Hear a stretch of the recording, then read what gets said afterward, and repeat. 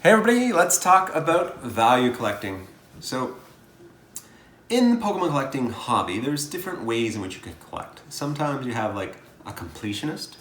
This is a person who wants to get all the cards of a particular set or a master set or a particular artist that they really fancy. They want to get all of that artist's cards or a theme. They want to get all of the trainers who have sandwiches jammed into their face. Themed collectors, you can have that. So that's one of the types of collectors in the Pokemon industry. There's another type, which is the hobbyist, right? The dabbler. They'll have a pack here and there. They'll have a binder with cards that they opened, commons and uncommons, or cool cards that they like, cards that they picked up at a show one time. They'll have that, dabbler. They might not buy a pack for 3 months or a card for 3 months and then pick something up. There's the dabbler in the industry. And then there's another type, which is the value collector. Now, value collector are a type of collector that are really interested in just buying or having or owning the big hits, the big cards, the high value cards, the unique, hard to get, the clout cards. Value collectors exist too. So that's my broad generalization of the 3 different type of collectors in the industry. If you could think of a different type of collector, please let me know in the comments. If there's something I'm missing, something I'm not talking about. But what I want to talk about now is value collecting and the role it plays in the Pokemon collecting hobby. So let's define value collecting. Value collecting is often a case where you have someone who is interested in the big hits. They may not have an intrinsic desire to have the card beyond the monetary value, right? So a value collector, for example, let's say it's someone who wants to collect the Charizard SIR, the Venusaur SIR, the Blastoise SIR. They want to collect those 3 cards. They may not be interested in the Charmeleon or the Ivysaur or even the Squirtle from that set, the art rares. They're just interested in those top 3 cards. That's a value collector. Value collector might be interested in just the starters, the Bulbasaur, the Squirtle, the Chameleon, the Charmander, the Charizard, the Blastoise, the Venusaur. It might be interested in that set, right? Maybe they're interested in those because those are all high value cards, but they're not interested in EXs or Vs or trainer cards or commons or uncommons or that sort of thing. So the value collector exists. They're after these big cards. They want to buy these big cards, or they want to rip until they find these big cards, and that's what they're after. That's what they collect. And it's okay, right? That's an okay way of collecting. There are also a lot of people who are just value collectors. They have a hit binder. They have slabs. That's it. They have things that, they're not collecting every card. They have a pile of stuff. They'll buy a lot of Pokemon, rip a lot of packs, but only keep a small fraction of what they rip. Those exist. Now, obviously, value collectors like the cards they get.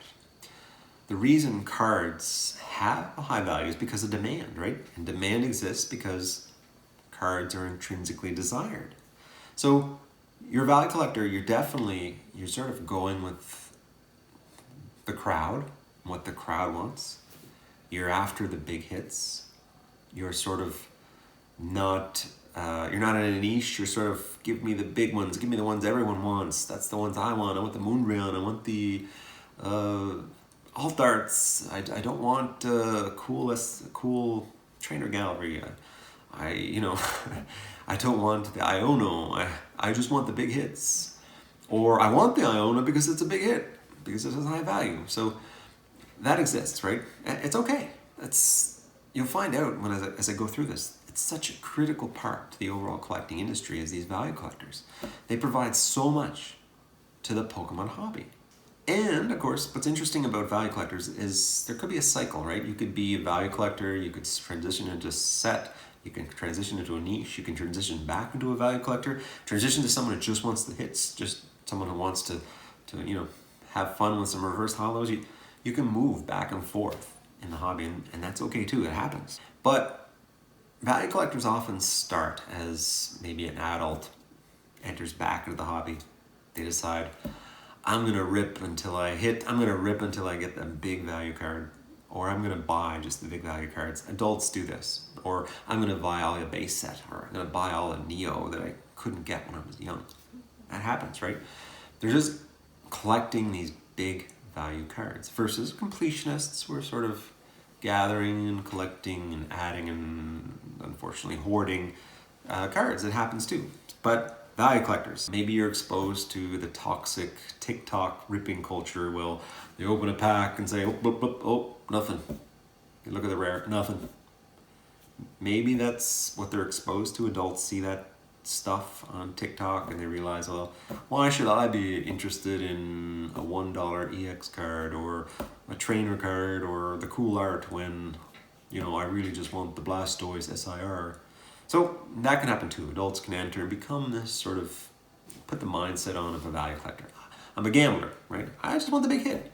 When I've streamed before, I've had cases where someone will come in, see me ripping Chillin' Rain, and they'll ask me, what's the big hit here? What's the big hit that I want?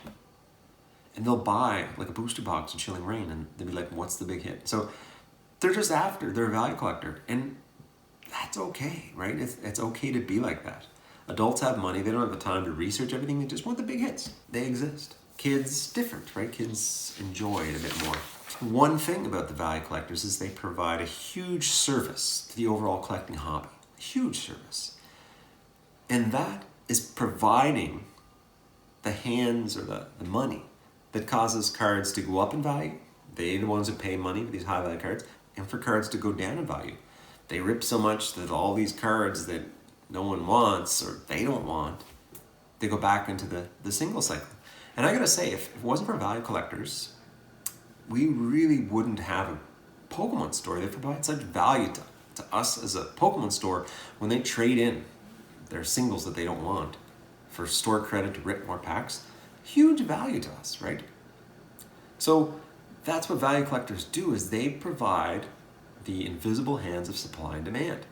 If you think that the players who rip a pre-release kit manipulate the cost of singles, or a kid or a guy who buys a box from Walmart changes the singles prices at all? No, it's the guys who'll buy a case. They'll buy a case of ETBs or 2 cases of booster boxes. No problem. They'll sit down with their family, with their friends, rip packs, big hits. They'll rip 5 booster boxes, 6 booster boxes. They'll have their stack, 2 SIRs. The rest, 2 SIRs go in their binder. The rest, they'll trade in to Poke Chalet. They'll trade into me for store credits so they can rip the next set. That's how it works, right? They provide all these singles to us, to the market, to the set collectors, to the players. Value collectors, are driving this supply, driving this demand. They're the ones who are having the biggest influence. They have to be, right? They're the ones ripping sealed product. Those are the ones who are bringing the prices of singles down, making the price of sealed product goes up. These value collectors are the ones who are doing it. It's not investors, right? It's not, set collectors. It's not players. I mean, players have an influence, of course, but collectors have an influence, of course, these set collectors. But it's these big value, these big hit people, they're the ones who are driving the prices. And it's okay to be a value collector. It's okay, right? It's part of the overall ecosystem. It's so critical. The value collectors, we all kind of become value collectors after a while. You sort of transition into it and out of it. You want that big hit, of course. You want to keep it, right? You want it. I'll give an example. So a lot of people start off as value collectors and they enter the hobby, they're a value collector. I saw this Facebook post. Someone had a really pristine copy of a Earthen Vessel gold card, and they asked the question, this looks really good. It's a high value, it's a $40 card. Should I grade it? And obviously the answer is no, because all the value of that Earthen Vessel gold card is not in its rarity, it's not in its desire from these value collectors who have lots of money, it's from the player base.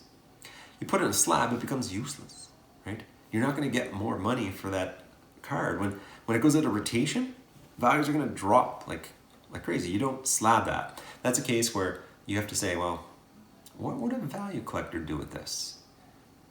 They would sell it to a player who wanted to have a nice fancy deck so that they can easily remember whether the gold card Earthen Vessel has been prized or not. That's the kind of thing that they want, right?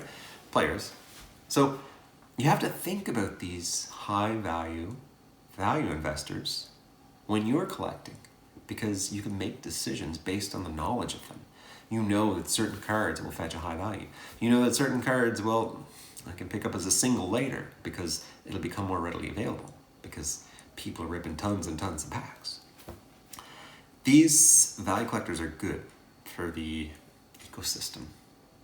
Not always great when you can't get the card that's being hyped up, but it's great when you can fill out your full arts, when you can find the card you want. So that's the impact value collectors have on the card economy, right? They are the invisible hand that makes things move. They're the one chasing. They're the one opening tons of packs. They're the ones, yes, grading the biggest cards or buying the graded high value cards. They're the ones doing it. When you enter the hobby, you have a ton of choices, right? You can start off ripping packs. You can start off just buying singles. And of course, the mix that we're all used to, right? Buying some singles, ripping some packs, the right way to do it, that everybody agrees.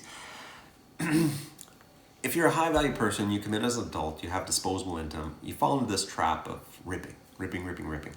And what can happen is you're looking after that high value card. The rest of the cards are sort of junk, bulk, blah, trade them in. You can come to a conclusion, right? You can come to the conclusion of, I'm ripping too much. My budget is overblown and I'm not getting the cards I want. Or you can say, yes, I'm spending a lot of money, but I'm having a lot of fun. So the same thing happens. You're a value collector. You're just going to keep ripping, having fun, offloading the low value cards, pumping up the high value cards, chasing. You could be that guy. And sometimes you could be that guy who's like, okay, I've ripped a lot. I want to rip some, buy singles. I want to be a completionist. I want to go after all these mukbang trainer cards. That's something that could happen. So you become that sort of collector who says, these ones really make me happy. So I'm going to collect that type. So there's a spectrum there. You can move back and forth. You can be a high value collector in some regard. You can understand what high value collecting is and what it is. It has its role in the hobby. Set collectors can become high value collectors. Kai and I used to collect master sets. We would collect, Fusion Strike, Brilliant Stars, Lost Origin, Silver Tempest. We have master sets. Not master set promos, but, the full sets, all the set cards. And not all the variants, but, we have a full binder that looks great. Makes you really happy. But lately we've been transitioning. Like, I've been more interested in collecting PSA 10 Pikachu from the Pokemon Center openings in Japan. That's currently the niche that I like. I like seeing Pikachu as a stand-up comedian. I like seeing Pikachu on a boat. I like seeing Pikachu in a submarine. I like seeing Pikachu with Easter eggs. I like those. Those would give me the check mark. So I'm not collecting sets as much as I am going after specific cards. High value collectors. Same with Kai. He's wanting the PSA 10 Dittos. He's wanting the Dittos of specific types. He wants Dittos. He's this kind of collecting just specific Dittos. But, also he's after his air cards. Loves air cards. We're a mix, right? No longer just these pure set collectors. Not purely value collectors, but shifting around. And that happens too. When we open a big card, we probably sell it and buy something we want. That's what happens. So there are pros to being a value collector too. One is pros and cons. One is you end up with a collection, I don't know if this is a con or not, but you end up with a collection which is very much a mishmash of different cards, right? You might have, some alt arts, some SIRs. You might have some promos that are hard to get. You might have high value cards. That could happen, right? It's a mishmash. It's not all a single theme.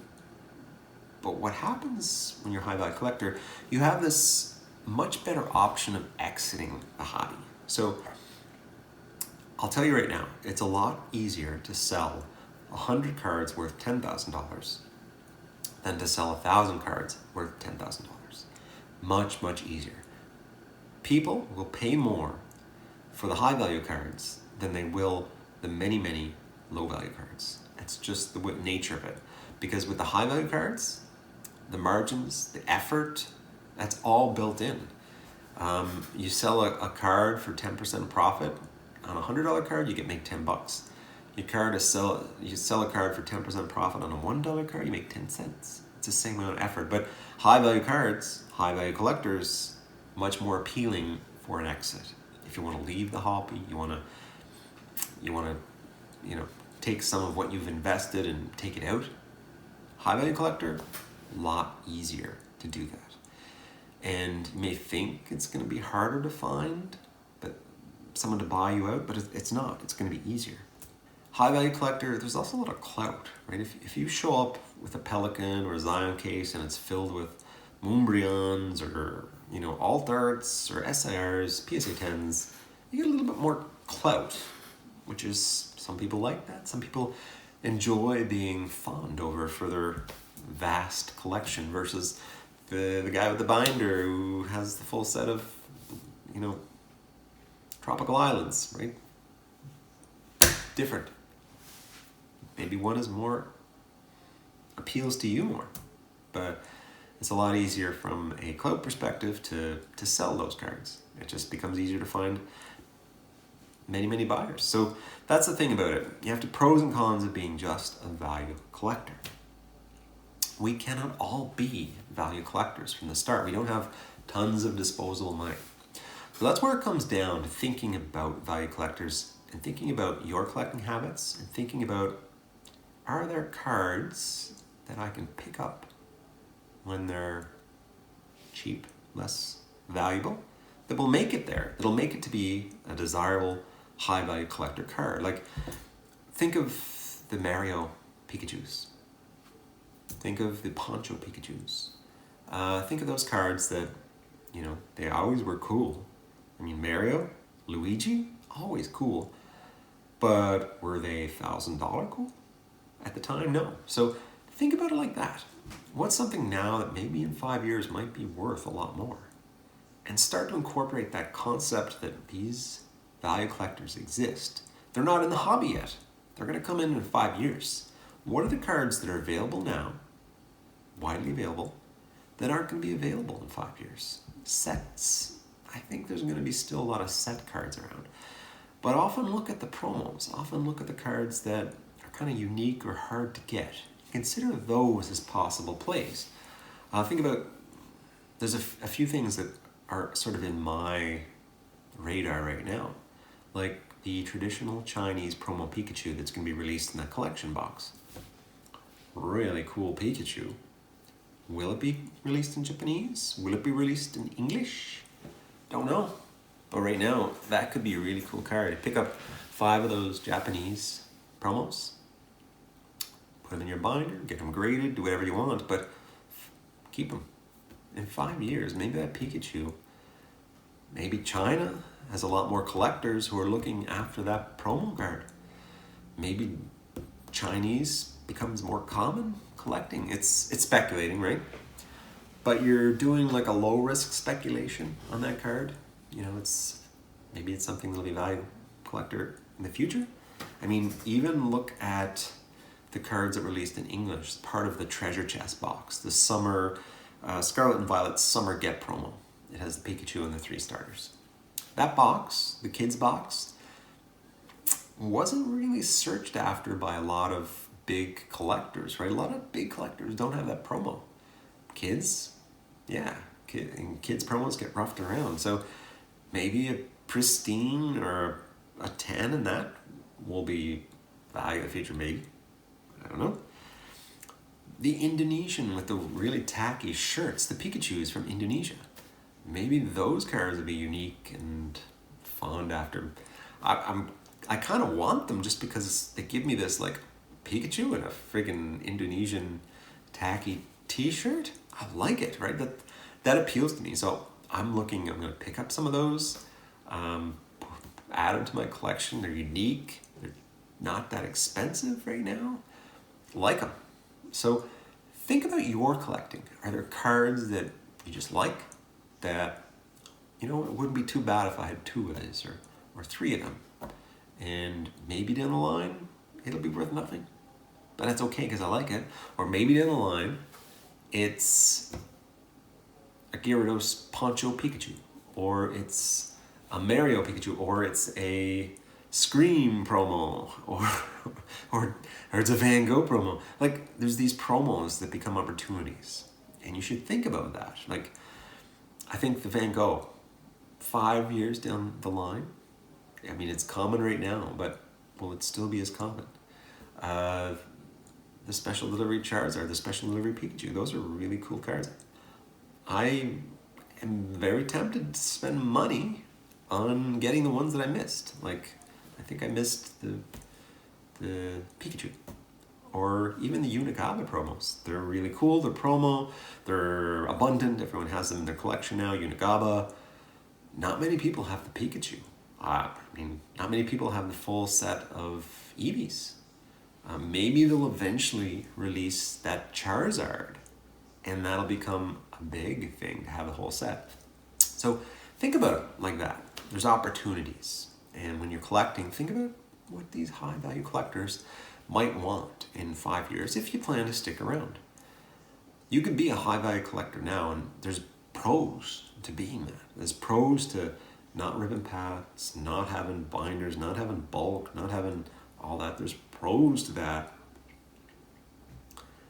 But I gotta say, they definitely, like, high value collectors who rip a lot, they provide so much to the economy of Pokemon, to the market. They provide all the singles.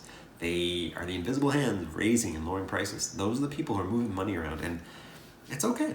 You know, it's an interesting thing to realize that these high value collectors exist and they're playing such a critical part in the market. So what do you guys think? Do you think my assessment is correct? Are they playing a big part in the market, or am I full of baloney, as they say in these parts? Comment down below. Hope you guys enjoy the video. Just me chatting about the Pokemon market. We'll see you soon. Bye.